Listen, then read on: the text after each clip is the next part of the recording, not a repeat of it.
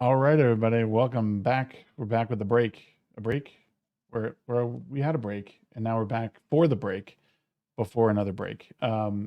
Back We from the break to the break for the break. um, you know, we Grant had a great idea a couple weeks ago about just talking things out because we need to talk about things that we really like, and this show just kind of spawned up out of all that, and was able to find a catchy enough name. And we had such a good discussion last week. I thought it would be fun to carry over into this week and talk about something that we sort of ended on in the previous episode where we discussed time travel a little bit and how it seemed to me that in the last episode we kind of agreed that time travel is one of our favorite like genres of sci-fi, if that, I guess, if that's or a subset Yes, of so sci-fi. I guess you'd say subgenre subset. It's Mhm. probably what I'd call it. But yeah, for me, it's a unique storytelling device. Depending on the rules that you set within your own universe of time travel. Mhm. Well, what do you like? I mean, there's a lot that people.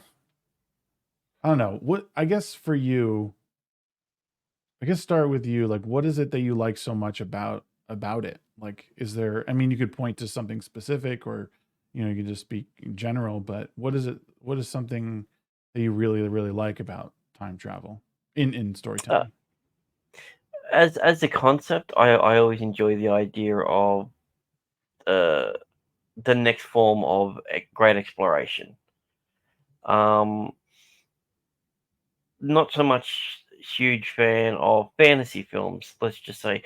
But if there was someone that was from the future that traveled back in time and it was in the fantasy settings, the fish out of water sort of scenario, I quite enjoy that.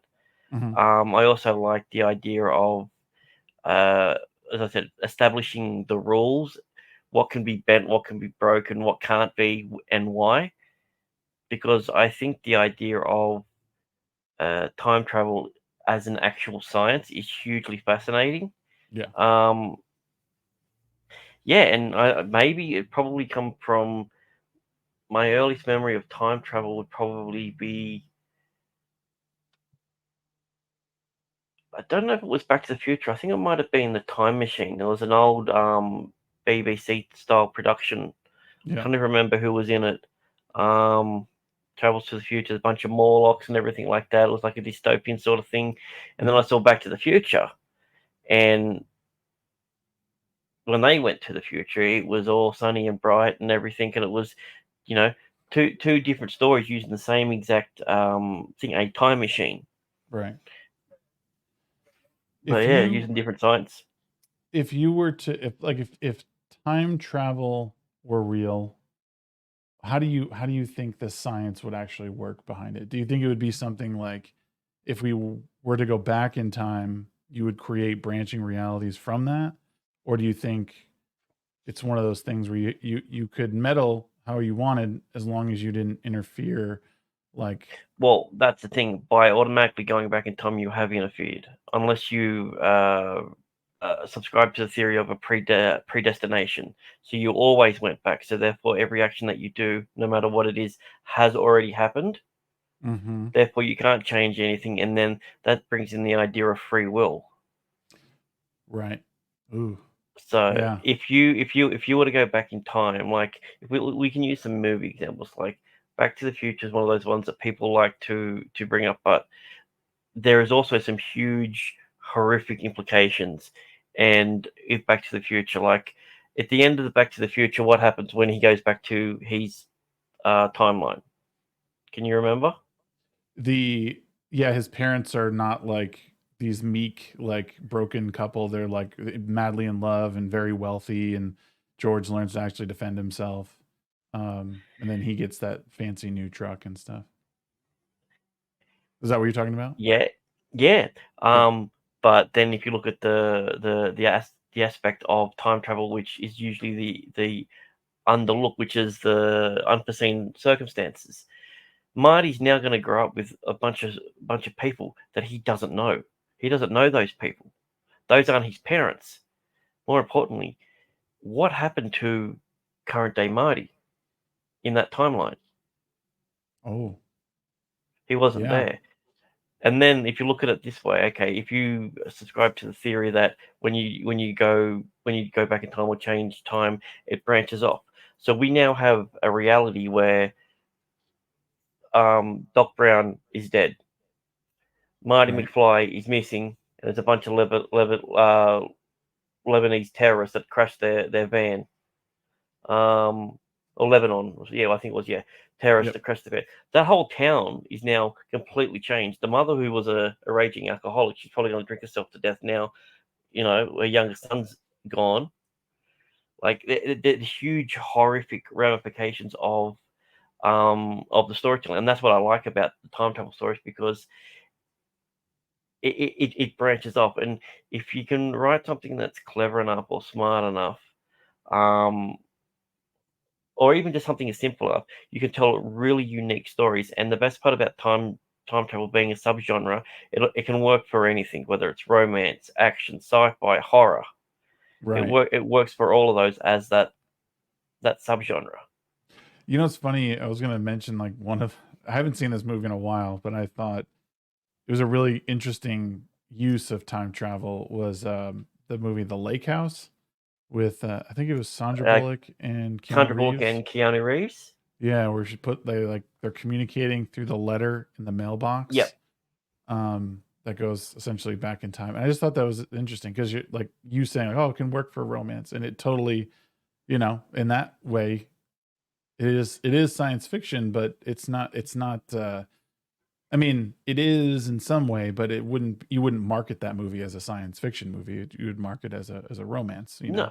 Um, So Time Traveler's Wife, another prime example. It's a pure love story told through different times. Each time that they see each other, they're a different age. One's going forward, one's going backwards. They did the same thing in Doctor Who, Yep. with the person that he ends up marrying, River Song. Mhm. Um, so there's always room for interpretation, and like the letterbox sort of thing. Those are the genre of mysterious object time travel. So you Yep. got stuff like that. You got a hot tub time machine. Certain things like even to a sense, the movie Click with Adam Yeah. Sandler in it. Yeah, that's a time travel machine. He's Yep. got a crazy device. It's not a machine that punches through it. It's some miraculous sort of thing that happens um, with it. And yes, the ability to tell stories. And I think as an editor, I like the idea of taking something that exists, changing pieces around and redoing it. So a revised sort of history. Yeah. As much as if we were to talk about a TV series or anything, recasting everyone and doing everything like that, we wouldn't like that, because Right. it's what we got used to. But as a within a world, it makes perfect sense that can happen. Yeah. You go back 40 years, you like the amount of things that you could do, like the butterfly effect. Not just the film, which technically is also a time travel film. Um, I like that idea, that one small thing, because I can remember weird times. Like there's a band that I really liked, and the only way that I got to that band is I was sitting on a bench one time, um, and I saw a bus go past with a radio station. I turned the radio station on. I heard this song. I went, "That's a cool song." That wasn't the band that I was after. I went home and downloaded that song, and while I was waiting, I listened to their album on YouTube. That Mhm. album finished. The next one come on, and all of a sudden, I've heard this guy called Hobson, and I've listened to him ever since then. Yeah. But that was all because I sat down on that bench. That bus went past. Any one of those things that changed, I'd probably never heard that artist, even though they don't seem like they're directly connected. And I love the So idea of changing one thing just to see where the pattern is. so here's an interesting question then. So if if time travel is like is time travel just essentially like science's way of pinpointing different alternate realities and transporting people back to them? Because if it's true that we just live uh, in a universe that has infinite realities stacked on top of each other, I mean, there's something for everything. There's something that we didn't do this stream tonight. or we started the stream and then 5 minutes in we cut it out and then we started doing something else. Is time travel just like futuristic technology that uses like AI to pinpoint moments in space time and then to transport people back that way? I don't know. It's an interesting thought. Stuff for the future potentially, but in the past, no, because we've already got a record and we know when that happens. It's not like we can go back to something that wasn't there, because Right. you'd have to have a direct line to it. But if we were to go back in time and then come back to the present time, it could very well have deviated based purely and simply on the travel itself. Because if no one had ever traveled to the past, say to 1999, no one had ever done, and you're the first person to do that, even if you did it for a split second, that world has now fundamentally changed, because up until that point, time travel never existed, and and there was no practical application. Whether it has huge ramifications on the world is one thing, but going back in time and then coming back, for me, is one thing I would never do. I'd Really? never go backwards and then come forward, um, because I believe that once you go back and you change something, you can't come back to that same line. It's a deviated branch, which Hmm. means that if I was to hop in a time machine now, like say for instance we're talking right now, and I say I'll be back in a minute, I'll go in there, I'll jump, I'll come out, and I'm in the reality where I'm talking to you. But in this current one right here, right now, I disappear and I don't come back. Yeah, that'd be weird. That'd be scary. And I couldn't do that to my family. I couldn't, yeah, like my kids especially. Like, and the worst part about it is having that sort of belief and mentality of time travel, where it's an exact copy of my daughter Hmm. or my son, and I'm looking at them. I know that's not them, even though everything about them looks exactly the same. But it wasn't the version that I left. It's a version, Yeah, because the version that I left, that time travel never happened yet. that was one thing that scared the crap out of me in like the so I used to love the show Sliders. Hmm. And at one point they go to an alternate reality and they find copies of themselves that are very, very similar. Except in this one, Professor Arturo was like bad. Um, Yeah. and I think in the show they essentially say they allude to the fact that they took the wrong one with them. And he was like, and that scared me because I just thought, oh my God, like, can you imagine like finding that variation of, and now we're getting into like parallel universes, but like, just like to your point, like finding or coming back to a place where like, is this really, if you went back in time, then came forward again, even if the person looked exactly the same, like, how would you know? And how would you know you didn't just abandon your family on another Yeah. branch timeline That like that's that? that's that's that's the thing with it. Like, um, and there's people who have the belief that, well, if I've traveled in the past, therefore this had to have already happened. But then Right. that takes the free will action out of it. If I know that, or there's the ones that people look at where no matter what you do, history is like an elastic band. You can stretch it, but it'll always come back to what it was. You can Right. go and change something in the past, but time is elastic. What's happened will always happen. If I stop someone from dying by pushing them out of the way of a car, they're still going to die. Right. I might push them out of the way and they smash their head on the ground, because time wants to uh, time doesn't want to change, Well, what is assuming that? that time is an entity of that, because, well, technically not time, space time, I should say. So because Right. it's affected by gravity and everything as well. That's why those that are in the space station, they age. I think it's like 100 thousandths of a second less per year than we do. Well, it's also because they're traveling at a faster speed.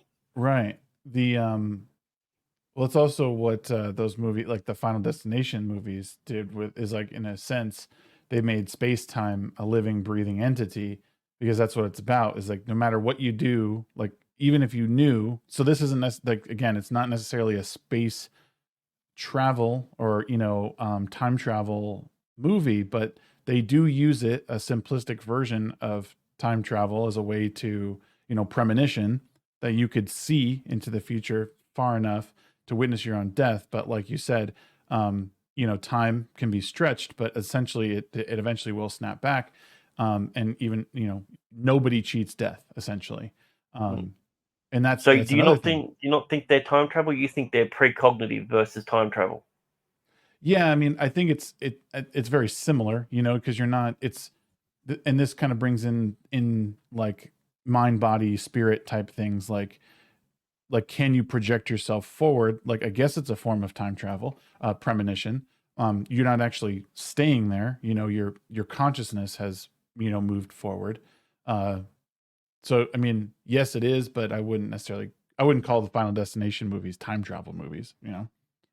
I know I wouldn't call them time, but I think they have an element of just before their death they travel back. I don't think they're seeing a vision because they're feeling it, they're smelling it, they're tasting it. They're Oh, all those senses are there. I believe that whatever the entity is pulling them back to that moment. that's a good point. I never thought of it that way.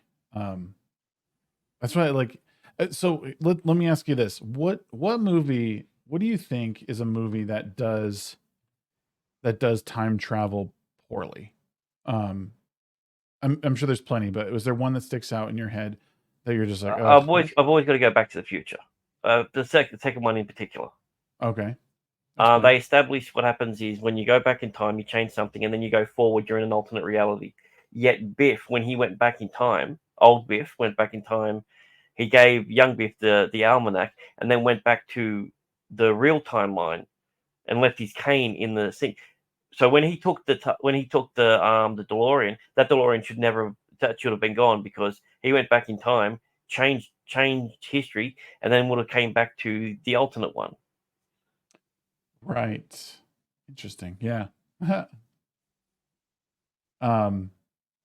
Because they established what happens. You go back, you change it, you go forward. It's the alternate reality. Except Right. when he changed it for a massive way. It didn't do it.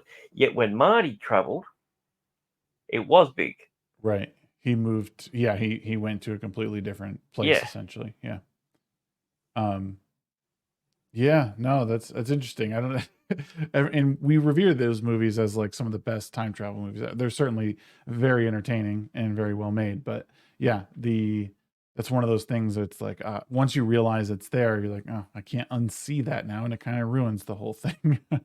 yeah, um, we were talking last week about the show Outer Range, yeah, um, the Amazon show, and the more I thought about that, the more I realized like this is like one of those like okay, they've established that it's like there's time travel involved here, but the rules seem pretty flimsy, and it was just one that I liked many elements of this show, but then when I started thinking about the time travel aspect, I just thought, well, what are the rules behind this? Like nobody really knows. Uh, yeah, like what's affected, like you go through the hole and you go through the hole again, and then we were talking about the sheriff who just walked into a time warp. There was no, like, she didn't cross any like event horizon or anything. She's just all of a sudden standing amongst, or just outside of this tribe, Native American tribe. uh but the only thing I can think of is that this guy's property that she was on was some sort of gateway. But again, there's nothing that yeah. she crosses to get The there. mysterious object. The Right. hole itself has shown that it's only moves you forward. Hmm. But we don't know because remember the body was pushed in there, and then it came back, and we know Roland's character goes in and then comes back Right. to the time, but he didn't do that when he initially did it. When he went wandering in 1870 or whatever it was, he said that he was from. Yep. Um, So it's an interesting thing because the problem with that is until you set up the rules, you don't know what works and what doesn't work. Um, Prime example of a movie that sets up the rules and follows their rules almost to a T is the movie Primer. I But don't know if I've seen that. okay, two friends build a time machine in a storage shed. And they're trying to sell. One's trying to sell it off, and the other one doesn't want to. Hmm. But the problem is they each use it individually at different times and go back and move around. So you've got multiple copies of them going around, so you don't know who's who at what time. It's a little convoluted um, with it, and yeah, it's a good solid film because it's character driven, and I think that's what a lot of the time travel ones need. Yep. Um, but yeah, like most of them that don't involve like science have very uh, loose rules, like the black hole in that one. Have you seen Dark? No, man. Oh, You've dude, you you've should see told me Dark. about this. I think Yeah, between you and Lofty, I think you're both of you said like you need to watch this show because it's so good. yeah. It's to say it's the best time travel show. I don't know if that would be accurate, but I can't think at the moment of something that I would consider a time travel show that was better. Okay. Um, they'll it's once again it's a I'll give you the quick premise of the story. Okay. A bunch of kids were hanging out at school, and they go into a cave, and a little brother goes missing.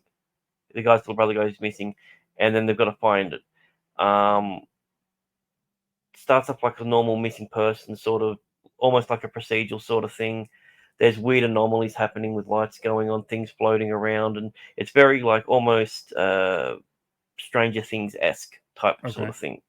It's a German series, um, but the way in which it deals with time travel, which isn't technically really introduced to like the third or fourth episode, it's hinted at.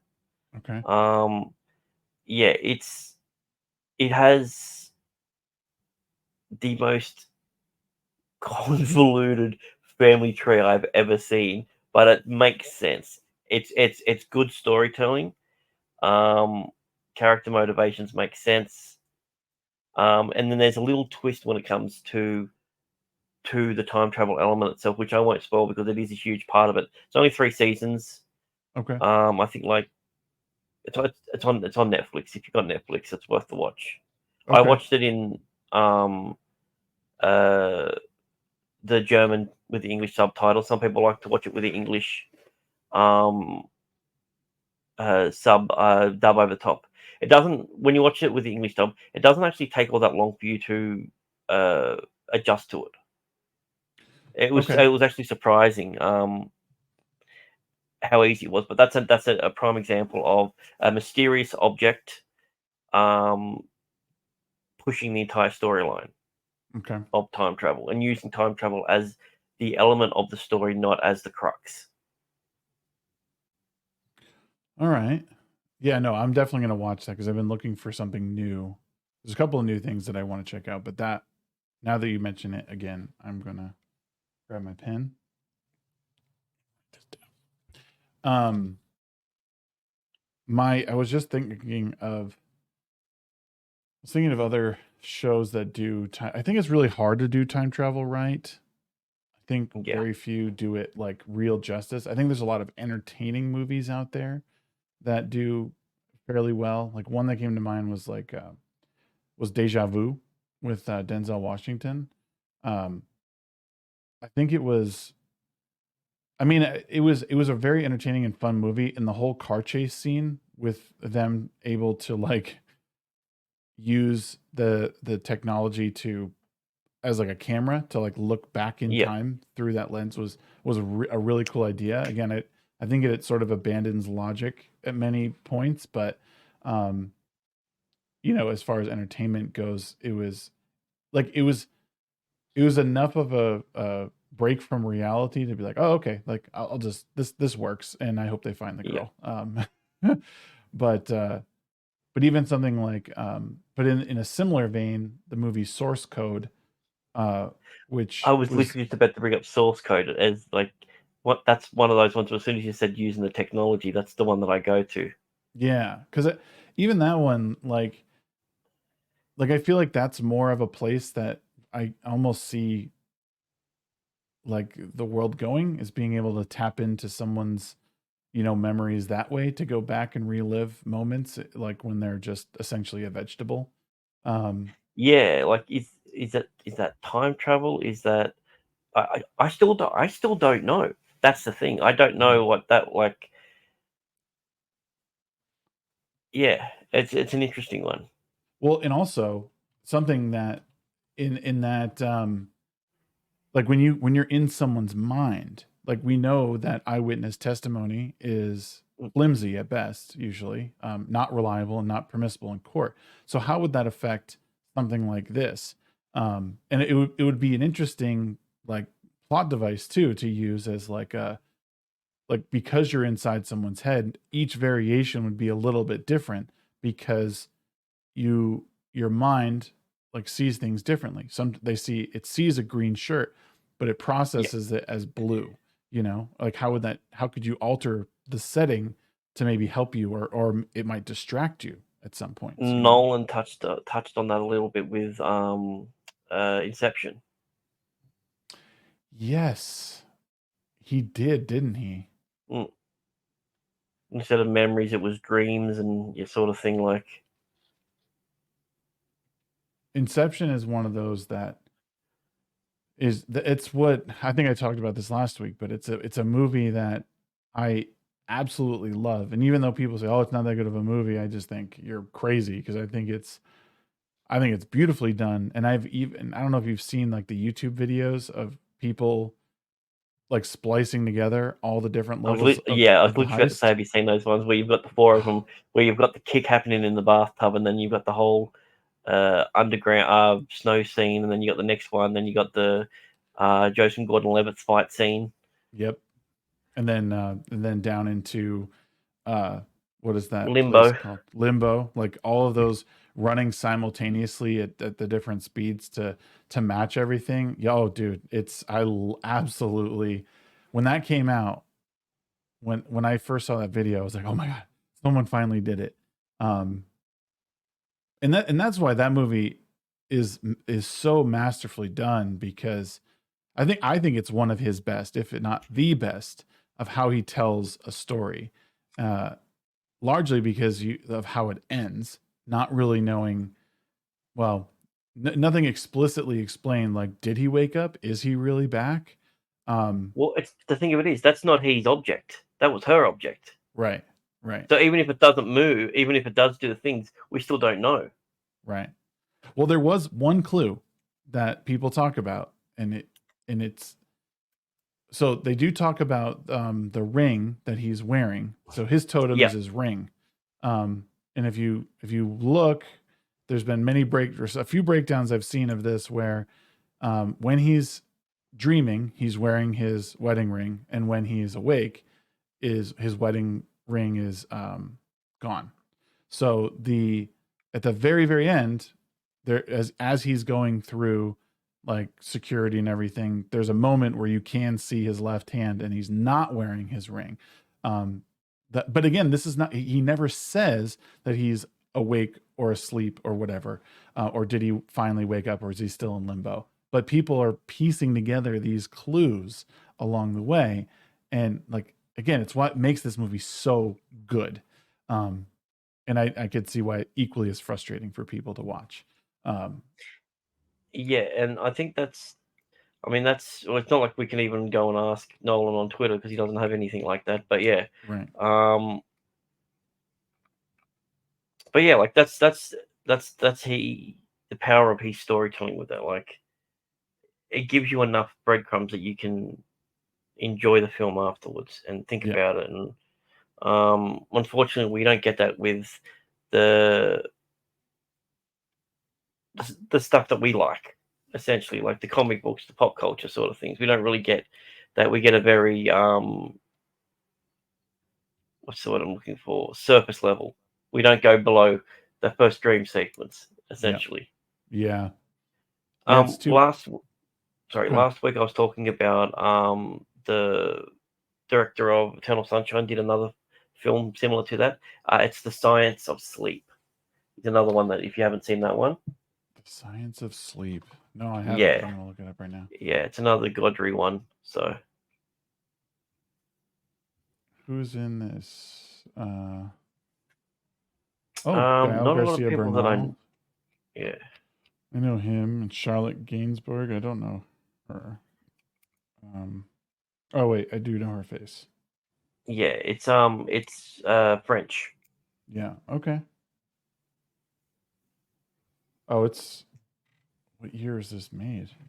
It looks older, for sure. 2006. Wow, isn't it funny? Like things from 2006. I'm like, oh man, that looks old. Well, Yeah, I'll have to check it out. if you started school in 2006, you would have already graduated. Easiest way of looking at it. Oh my god, what? It's so weird. It's so weird to think. Um, am I coming through okay on my mic and stuff? Yeah, yeah. Okay? I mean, I can't really see much of you because it's just a face with a beard, but and black background. But it's more than what I've got. So Okay. Um, yeah, no, I don't know. I hope we get some more cool like time travel-y stuff. I just like you said, a lot of the stuff that seems to come out now is like very, very surface level. Um, and there's not a whole lot of depth to it, which I understand not every movie is going to be that. But you know, it would be nice to get like even something fun like Groundhog Day. It'd be fun to get like a cool like yeah. movie like that again. Well, there you go. So that's essentially a time loop. Right. Another mysterious object we don't know about what makes it, what happens. It just does. Mm-hmm. The rules are pretty simple that we know. Keep repeating until it doesn't. Which is So yeah. as I said, you can tell a great story with a very simple premise. Do you have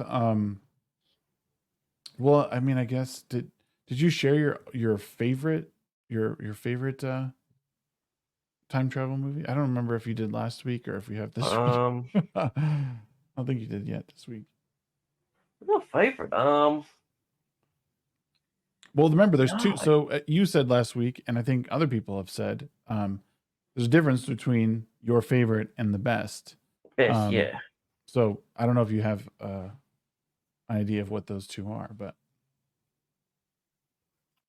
it is kind of Um, on the spot because I didn't ask you this prior to the show.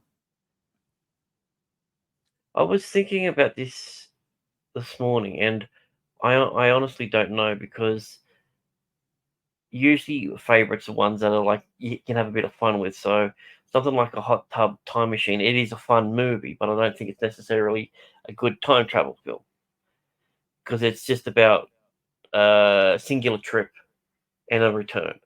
So kind of like what Back to the Future one was, you know. Mm-hmm. Yeah. Um, I do love the original Back to the Future. Um,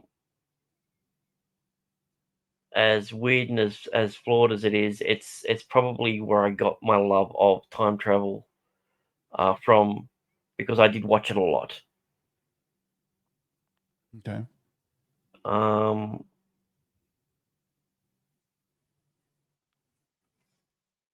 Oh, yeah, I don't King has know a good because question. all right. Yeah. What is the perfect time travel story for you guys? What ticks all the boxes? Continuity, wacky, crazy, all over the place, and time. Yeah. Well, continuity is a key with time. It's one of the only few genres where if you set a rule up, you can't break it. It just otherwise the whole premise doesn't work. Mm-hmm. Um, what ticks all the boxes is that it has to be a big change. There has to be a way to either fix it or deal with or deal with it. And there has to be actual consequences. Because if we take it back to the Future, all that time meddling had zero consequences for Marty, because the way in which it's perceived is he got everything he wants. He got the girl, he got the truck. His family is super wealthy, but somehow still live in that same shithole. Everything that he ever wanted, he got. There was no downside to it.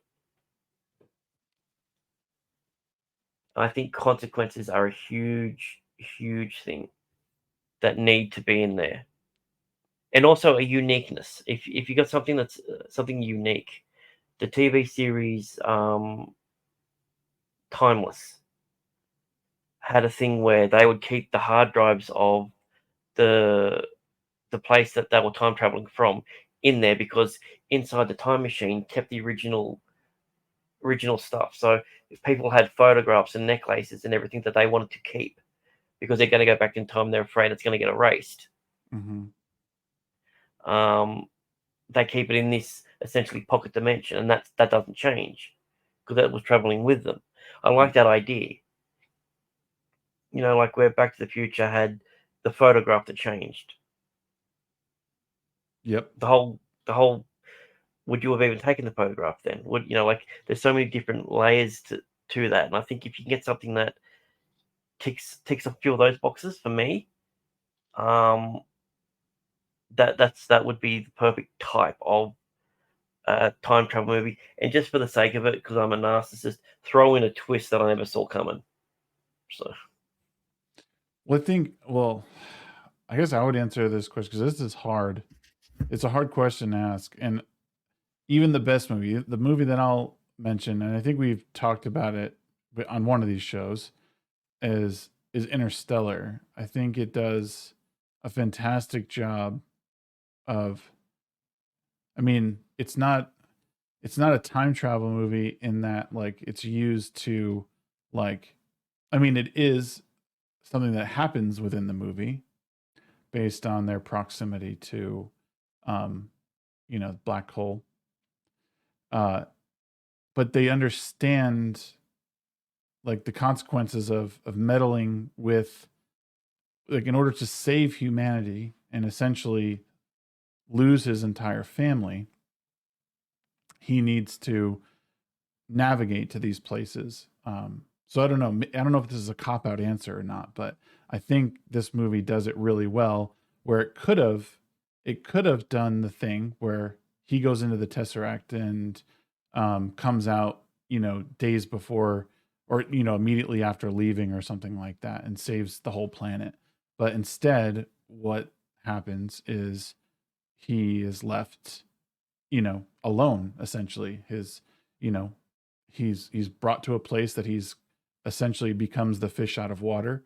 And then there's still a mission to be done after that, but it ends with him being in a place that he is totally alien to and has no idea what to expect. Um, so I don't know. I don't know if that's a cop out answer, but I feel like it's as close as we can get to perfection when it comes to using time travel in our movies. I like that. Yeah, I get it, because it's not a device. It's time travel within a different sense. It's a pure scientific thing, just traveling either fast enough to do it, or being to something that's got a huge gravity pull. Yeah. Um, Flight of the Navigator. I love that as a kid. I don't think I've seen that either. I Yeah, have a list of movies I got to watch.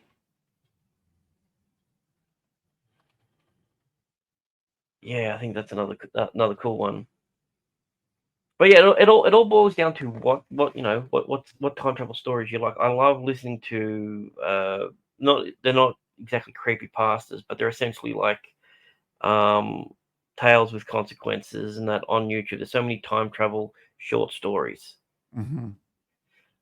just to see everyone's different interpretation. Um, There's actually the story I'm writing meddles with time travel in the way that it takes a teenage boy, young adult, to a time he's completely unfamiliar with, but not necessarily advanced, but sort of a post-apocalyptic, but you're in a time that is more akin to cavemen than it is, which it's also playing with the idea of like, well, we could be the extinct advanced civilization at one point. Yeah. And how do we bring ourselves out of that? And this, this boy is maybe one that could be, helping these hunter gatherer type people move to the next stage, and help bring some more humanity to them. uh, it's something that I've been writing it for a little bit, and I've written a lot of fluff that I'm trying to sift through right now, um, and kind of give the story a little bit more direction. But and that, like, seriously, this is how much I love time travel, is that I like writing about it a lot. Me 'Cause too. it's not easy either, because you don't want, like, and it sounds like you and I are on the same page here. Like, you don't want to fall into that, um like something like I keep saying, like, going back to Outer Range. You don't want to have all these questions and not have your audience understand why there's time travel, or how it works. You don't want to reveal everything, but you want it to be cohesive enough to not take them completely out of it. Like, oh, why is that guy there all of a sudden? Like, what, oh, you can just jump in and out of this thing with no consequences. Like, what, you don't want to fall into that. But Yeah, it's so much fun to play with. it is. That's why I love writing time travel. My first story that I wrote, that I've got to find where it is, because I could probably do another rewrite now that I think about it. Yeah, so it's essentially, there's 6 people that wake up in a room in a small town. And you slowly learn that every single one of them is from a different time period. Oh, weird. Um, it looks like it's Midwest, around the Wild West sort of times, the town that they're in. Mhm. But there's LED signs, and there's, taps. So there's things from different parts of the technology. There's rotary phones. So all things that don't mash together well in a sort of thing, and they're essentially trapped in this town. Mhm. Um, That's cool. they leave the town, borders, and then they wake up in their beds the next morning. Every morning they wake up at 6 a.m. in their beds, and they're Weird. trying to figure out whether it's a time loop, whether it's a, like, one character's trying to say that it's aliens, and the guys turn around and going, "What, you mean like what? Like Mexicans?" He's like, "No, aliens are like outer space." He said, "What's outer space?" Like, he had no concept of outer space. Oh, that's cool. I like that. One of them is a doctor who is the most cynical when it comes to any sort of time travel or any sort of science fiction, because he's a doctor in the 16th century. Oh, He's that space between being like a priest and a physician, and it's how these people have got to do tasks and just complete different things, and you've got to learn together about, one, what's going on, why why is it here, what's happening. Um, yeah, it was just a fun little exercise to try and write certain things, because I had to put myself in the situation. All right, if I'm in here and I know that I can't get out there, I'm throwing a rope out there. I'm doing, you know, yeah. everything that if this was a game, I would do to try and break it. And I'm getting certain characters that are doing that, because one of the characters is a professional gamer, Okay. which is a real fun thing to talk to the Plague Doctor about, That is because he wouldn't cool. understand the concept. Wouldn't Doesn't even understand the concept of electricity yet. Yeah. Oh, wow. Yeah. That's that's very interesting. I like that. I want to And that's read that. using time travel as not as the premise, but as the device the narrative device to bring people together. There's oh man, I wrote a story not, I don't know, maybe probably 3 or 4 years ago now. Uh Again, time travel, and it was centering around um what was it not CERN. Is it CERN? No, HARP. Yep. Oh, I think okay. The other one. so. The weather, it's all the weather manipulation stuff that people. So essentially, this this guy goes and he starts working there, and he believes he's doing like weather, like essentially a glorified weatherman is what he believes he's doing, looking over yeah, not CERN, King. But yeah, he thinks he's looking over, weather predicting software and helping, mitigate, large disasters. And but what he ends up finding is that he's watching. Uh, I forget how I did it exactly, but he realizes that these are actually happening. Um, you know, not just predictive, but like they're actual. Well, I guess they're predictive, but they're actually targeting these things around the world. These big Okay, so weather events. similar to like the Nowhere, the Nicolas Cage one. Yeah, it's similar. Yeah. Um, Yeah. and then what ends up happening is something. I don't remember what. I have to go back. It's been so long since I wrote it, but something happens with the whole station, and it goes into like critical, like this critical meltdown, if you will. But what it does is it opens up essentially a portal, like back in time, transporting him to the very, very beginning of time, is what ends up happening. And Oh, okay. I won't spoil the ending of it, and I'll let you read it sometime because I do want to go back and mess with it. But it's a really interesting twist to how it all ends, and one that I don't know if I love the ending, but it was an idea. I started with the ending idea, and I kind of Yeah. worked Yeah. backwards. I've Uh, done that plenty of times. but no, My yeah. So my I'm going to say my most popular story, which for people that have read it have really liked it. So, um, yeah. So it's a guy finds a dead body, and works out through a bunch of random events that this guy has a DNA familiarity to him. They thought he stuffed up the crime scene when he went and found the body because his DNA was all over the place, but it turns out that the guy has the same DNA as him. So like this is a DNA match to you, but oh it's your yeah, twin brother, but 60 years older or 40 years older, sort of yeah, thing. Um, and the time travel in this is essentially the technology exists, but it exists like AI does now.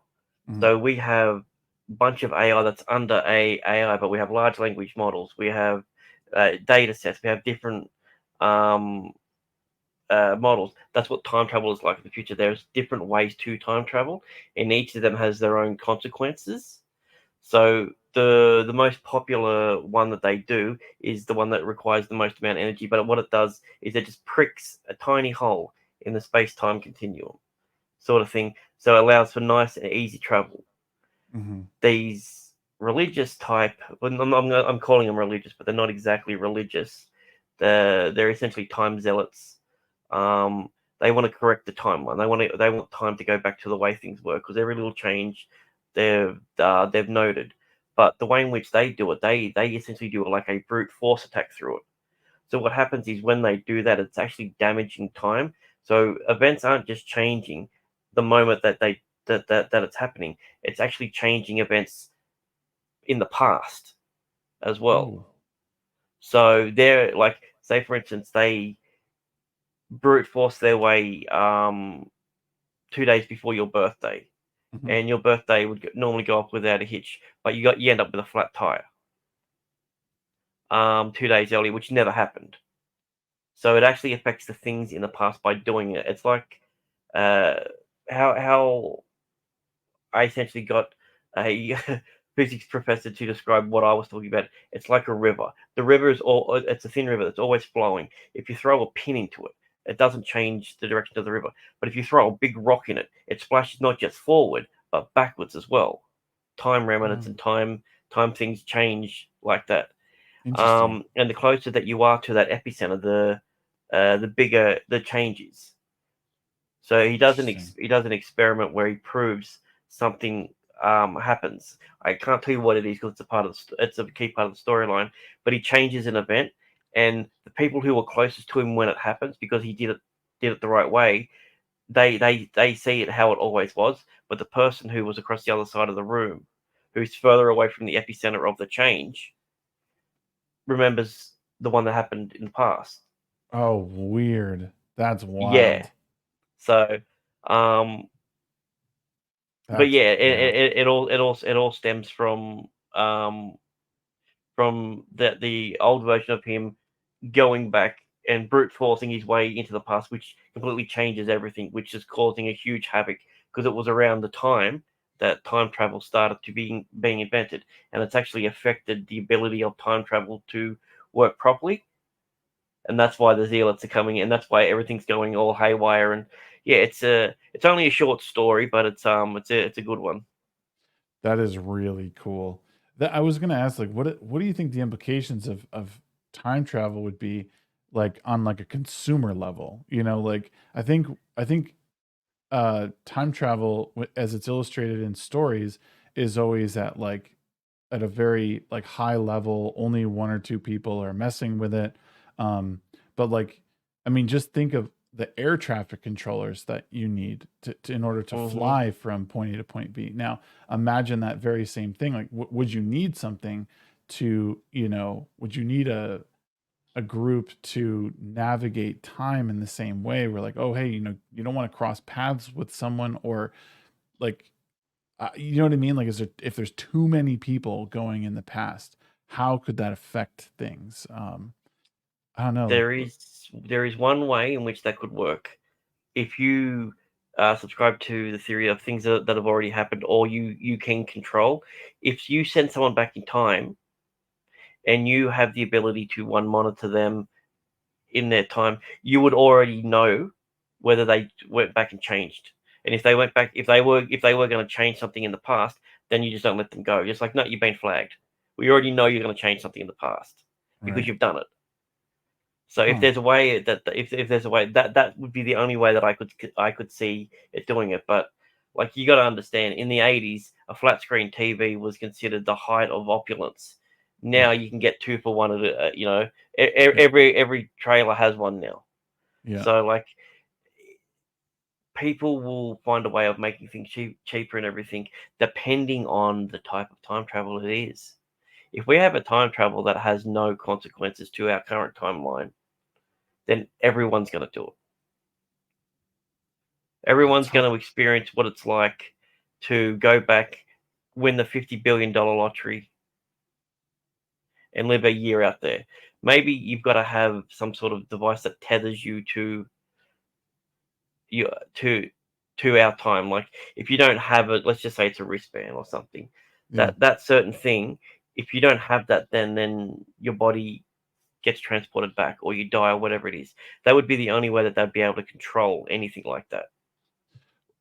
Yeah, like, and it's funny to bring it back to the sliders show. I wonder, I had mentioned earlier, like the idea of like AI finding points in time that it recognizes in order to transport you there.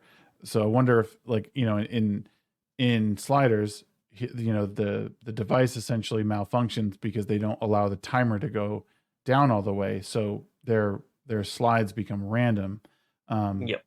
and I wonder if that would be necessary. Like, you would absolutely need it, otherwise you would just get lost in time if you didn't have something to sort of ground you to your your place in space time. Um, Yep. oh Because man, fundamentally you would be different. Like, they would be on a molecular level. That'd right. be, yeah. Well, and Um therein lies the whole like Miles Morales thing. Like, these alternate universes you can't exist in because your molecules can't stay together, so you start like essentially coming undone. Oh man, it's wild. Like there's so many ways that these stories can be written in so many like that's why time travel is so freaking cool. And like there's so many variations of using it. Like you said, like from Interstellar to The Lake House to all these movies and stuff that we've listened, even Final Destination, something like that, is like it's not explicitly time travel, but it's still, but you're it could still, be. yeah, it totally could be. And again, it's like another reason why art is so good. Like I can interpret this in so many different ways, and it might not be that, but it doesn't matter because like at the end of the day, it very well could be, and it doesn't ruin the experience if it's not that, right? Yep, 100%. And what did King say? King said, he said, I wrote a few cringe micro fictions, short stories a few years back when I was researching Kuru Prions disease. Oh, I don't even know what that is. Um, there were chain stories with a demonic manifestation causing people to become cannibals. No time travel in those, but I did go back and forth in different time periods. That's always fun too to tell a concurrent story, across different time periods. And that's something that I thought I might do in mine is have him living in a time that he's fish out of water, but you would go back and see different points in his past or in modern day of lessons he was learning and things that he might apply to his journey in his his fish out of water scenario. Um, and then he says, if we Yeah, go that's into the also past, oh, it's also a cool mental activity to write a short story and then rewrite that short story, but set it in a different time period. yeah, yep, You know, mm-hmm. if you've got a character that needs to get something done, or but it can't work because it's like, damn, everyone will have security cameras and that wouldn't work, but that would be cool. It's like, okay, it's now set in the 70s. Can I still make it work? Yep. Um, he said, if we go in the past, we're still going into the future. That's how I prefer to understand time travel. Yeah, it's our future, but it is the past of that. Like everything that technically everything that we perceive is our present, Right. even if we do go into the future. Yeah. Oh man. I just love time travel. It's so incredibly fun. Um and again, I think and that's where like the whole multiverse thing, if we just go like the one step further, like the multiverse thing, if there's rules, can be a fun thing to experiment with. But it just make a universe that just can pull things without any sort of consequence from other areas, it just makes everything sort of like, well, it doesn't really matter because then, well, Iron Man's dead. Well, we could just snatch him from another universe and there he is. But Yeah, what are the consequences of that? Again, I think that Into the Spider-Verse delves into that, in that, well, they can't stay there. Like, sure, maybe for a little bit, like but they couldn't stay there and just have a super spider team. You would need to figure out how to, you know, and that's something that they start going into with the second one. With Miles essentially being the fish out of water in his own universe at that point. Um, or, because the spider is from a different universe, then he yep. essentially becomes. Um, so yeah, there's so many things, and it could, like I said, it could work. I don't know if there's any way to redeem the stuff that we're talking about with like MCU or even DC kind of doing the same thing. Like, is there any way to fix it all? I mean, sure. Well, once they exhaust the multiverse, and they've only got one more step, and that's the omniverse. Right. So that means DC versus Marvel. That means comic book characters versus comic book characters. And then when you get past that, you get which is now a different word, the metaverse. But the metaverse is anything versus anything with anything. Right. So any fiction. So old Shakespeare. Like the closest thing that you get to like an omniverse sort of things is games like Wreck-It Ralph. Mm-hmm. That's essentially like an omniverse style movie. Yep. Doesn't matter what game. It's just games. Right. But even that, they're all essentially from the one type of universe as well. right. That's the thing. Well, that one works so well too because like there's I mean the consequences of being in a different game, right? Like sure they're all part of this thing. They're all part of the arcade and they can mingle and stuff and they can go to other games, but staying in those games if they ever got corrupted or, you know, got the plug pulled, like you're gone, you don't respawn. And those are the consequences for being, you know, intermingling. It's like sure you can, but you know, in your own game, you'll respawn, you'll come back. But if you're a part of this Yep. other one, you're not going anywhere. And that is what makes it so fun. And there's stakes, you know, you know, as small as it might seem, there's always a chance, like Ralph being over in you know, Vanellope's game, like there's always a chance that he might not come back or vice versa. And that just kind of keeps you even just a little on the edge of your seat, be like, oh no, like you know. Well, if it was me writing that, I would add one extra element to it. I wouldn't let any of the new futuristic games come across to the other one because they're using up all the RAM. The world starts to deteriorate because all the RAM's going in there to, you know. That's a good point. That's cool. Yeah. Yeah. I like that. I'm gonna have to head off, buddy. Yeah, no, I know that's Yeah. fine. I know you're battling your stuff and I think this is a great place to stop. What you got anything you want to talk about before we head out? You got anything coming up people should check out? Just all the full Aussie shows, and there's this show called the Midweek Hump. I'm not sure if you heard about it. It's on a different channel to this one, but yeah, you might like it. Well, cool, brother. I might hang on here for another minute or so, but I'll let you get out of here. Thank you for joining me for another episode of The Break. It's been fun. I want to keep doing these. Hopefully you're down. No worries, man. Thanks for having me, and thanks for the chat, and yeah, take it easy. All right, man. Be good. Guys, I'm going to hang out for a little bit here, and then in about 10 minutes, I'm going to switch over to Rumble and YouTube Gaming on my other channel and play some more Dark Souls 2.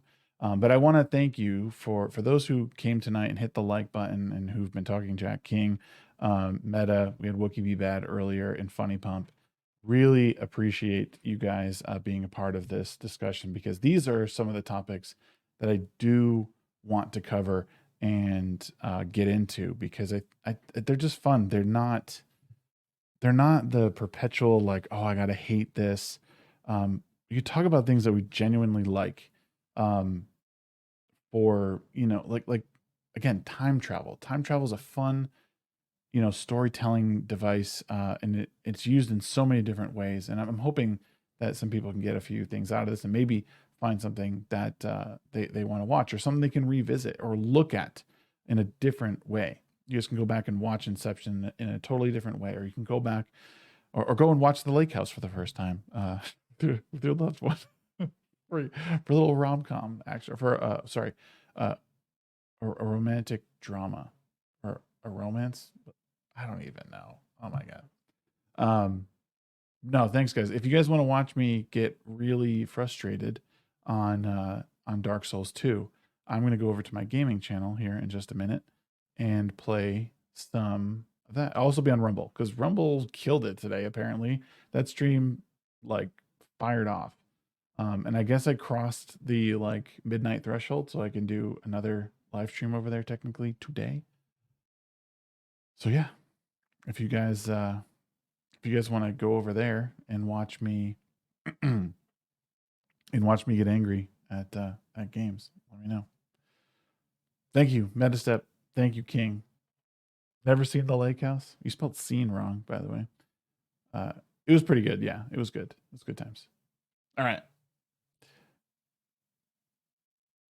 You got 2 dubs? That a boy? That a boy? Nice. All right. I'm out of here. We'll see you guys next time. Roll those credits. Thank you guys for all your support. No, I have it's just my regular channel on Rumble and my gaming channel on YouTube. So y'all be good. I'll see you over there in just a few minutes, like 5 minutes, 5-10 minutes. Okay. Toodles.